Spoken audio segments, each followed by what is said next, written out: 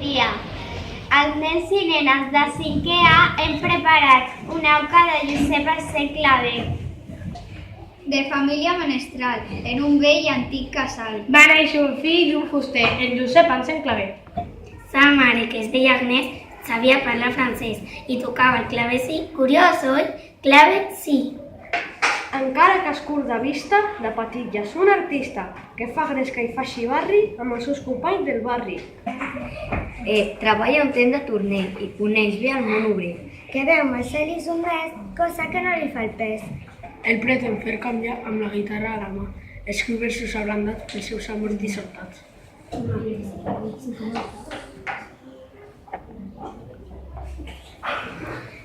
I escampa velles cançons. I escampa velles cançons per tavernes de sons. Amb eurofia, amb fe i anància, participa en la gran llamància. Com tots fe la pressió, la Ciutadella avall. ciutadella avall. Després ve la pressió i l'entanca la pressió. Més l'Anselm no s'incaparà, I es desfoga. i es desfoga amb la guitarra. Quan surti amb llibertat, ja l'aurora haurà fundat. Una excel·lent orquestina amb què el claver es treu l'espina. La seva consigna és amor, virtut i pobresa. L'any 50, sense un ral, hi fa una societat coral, que d'Espanya és la primera i canta la classe obrera.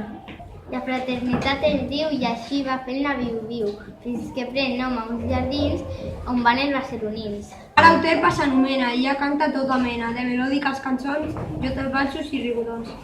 Començar a interpretar fins i tot en català. Va néixer i Són en temps de renaixença. som el temps en el deixa i tot just això va començar.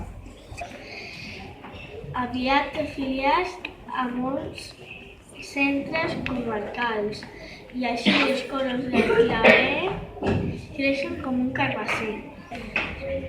Als camps elisis alpins hi va concursos i vespertins, uns esplèndids festivals i concursos musicals. La gent es cansa d'anar-hi, el claver ja és empresari, a més de bon poeta, a més de bon director, bon poeta I composit. i compositor. Decidit propagandista, només d'una revista, veurem-se la nit d'en claver, l'almirall i el pi en soler. I molt més, tot gent d'esquerra que a la dreta davant guerra. 1867 a Madrid se'n va de peu. L'encauen a un penal per polític federal i més quan es gira la truita el claver segueix la lluita. Des de la Diputació i a la Igualtat i l'anomenen diputat.